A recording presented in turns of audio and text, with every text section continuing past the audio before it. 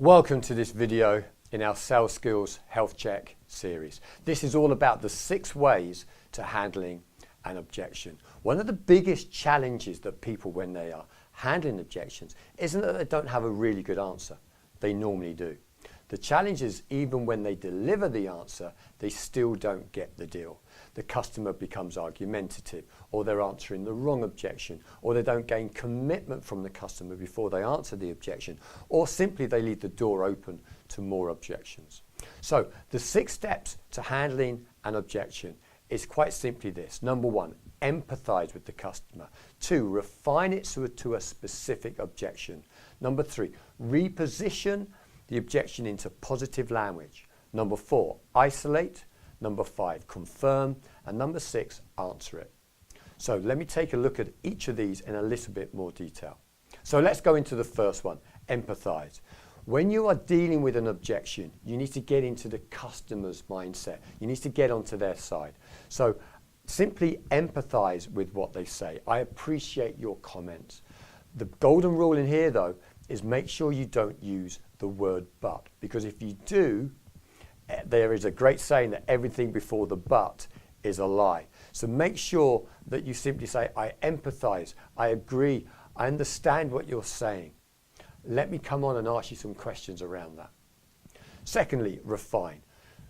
Often we are dealing with the wrong objection because we don't truly understand what it is. We don't funnel it down enough. We don't probe sufficiently to understand exactly what it is that is holding the customer back. So there are 4 groups of objection. It may either be around the fact that they don't need the product, or they perceive they don't need the product. They may not understand that yours is the best solution. They may feel they have a better solution already. They may not feel that it's value for money. Or lastly, there may be an external factor that is out of their control. So no amount of you handling this objection with this person will actually help. For example, if someone were to say to you, I'm not interested, it may be that they don't need it, need objection. It may be that it doesn't suit their need, solution objection. It may be that it's too expensive, value objection, or it's not their decision. Third, reposition. We then need to reposition back to the customer exactly what we believe their problem is. Now, often the objection will be in negative language, half empty if you like. What we need to do is turn that into half full. So for example, if someone were to say to us, it doesn't suit my needs, what could this mean? Well, really what you're saying to me is, how can I demonstrate that this product will be exactly what you need for the future?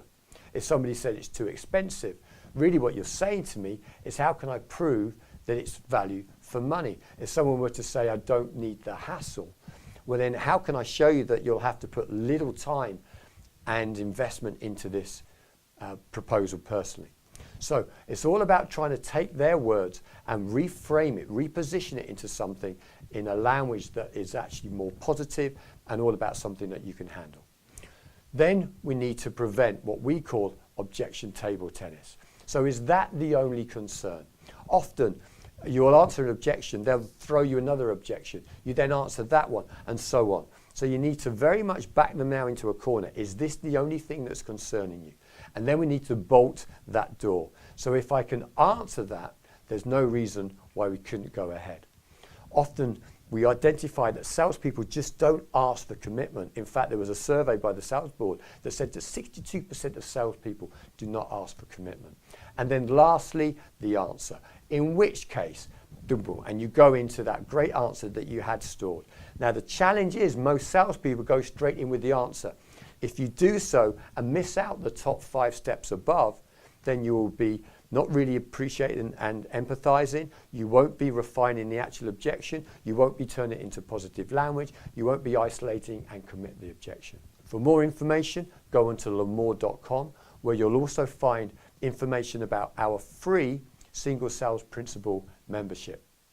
We look forward to working with you again.